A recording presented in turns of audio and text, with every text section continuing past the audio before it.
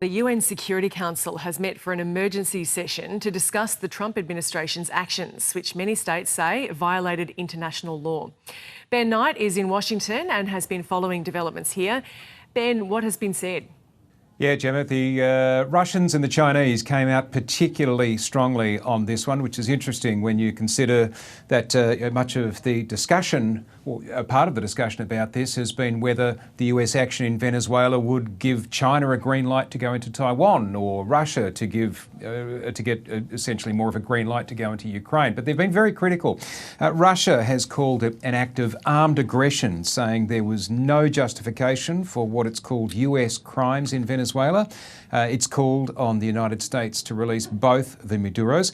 China condemned it as unilateral, illegal and bullying acts by the United States. Now, the United States, of course, has mounted its own defence, and this was, I guess, the first time we've heard the diplomatic defence from the United States, rather than just the comments we heard from Donald Trump on Air Force One over the weekend.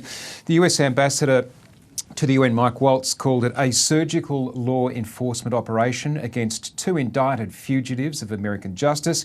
He said there's no war against Venezuela or its people. He said the US is not occupying a country. Again, that's interesting. I mean, considering what Donald Trump said about the US potentially running Venezuela for a while, and the big question about who's in charge. Look, in terms of the criticism from other countries, fierce opposition to this from Mexico. As you would expect, Mexico has also been sort of regarded or implied that it could become a similar target by Donald Trump. The same with Colombia. Brazil, Chile and Cuba, all fiercely critical of this.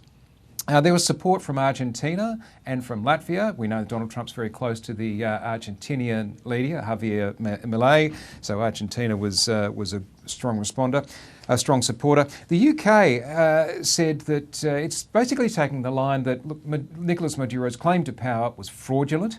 That's widely accepted, particularly amongst Western nations, and said that it wanted to see a safe and peaceful transition to a legitimate government.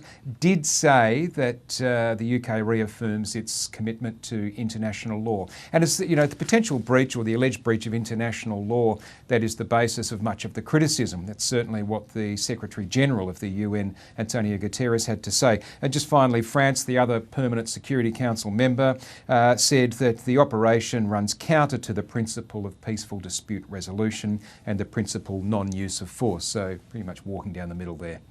And Ben, alarm reactions also to Donald Trump's comments on Greenland and Columbia. Yeah, so as mentioned, Donald Trump has talked about perhaps doing the same thing in Colombia, perhaps doing similar operations or potentially other operations in Mexico, but has also, I guess, reiterated something that has been saying for a long, long time now, is that the United States wants Greenland. It wants Greenland as a United States asset for the United States' security, for its own defence. So what's the response has been that Greenland has essentially said, look, if the United States attacks another NATO country, then everything stops. And that would be crossing a major line. Look, this operation in Venezuela has crossed a line, but attacking a NATO country would definitely cross a line. Greenland itself is not a member of NATO, but it is a protectorate, or it's a territory of Denmark. So it is covered by the NATO agreement. The NATO agreement, of course, means that if a NATO member country is attacked, then all NATO member countries have been attacked, and so that mutual defence pact kicks in. What complicates that, of course, is the United States is a member of NATO. But that just an interesting comment there from the Prime Minister of Denmark, Mette Frederiksen. When it comes to Colombia, the President, Gustavo Petro, Donald Trump called the country sick. It called him sick. It said that he's been involved in cocaine production. Now, that's an allegation that has far, far less weight, if any, behind it than the allegations made against Nicolas Maduro. Gustavo Petro is democratically elected, and in fact, he's been working with the United States to combat drug trafficking.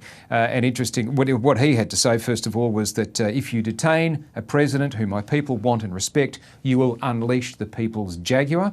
But look, and since then we've seen that other senior ministers in the Colombian administration have said that Colombia will continue to work with the US to fight drug trafficking using US intelligence, using US technology. So I think that's the thing with Donald Trump. There's a lot of bluster, and again, you had a lot of bluster about what would happen in Venezuela, but that's now reality. So we don't know which way to look.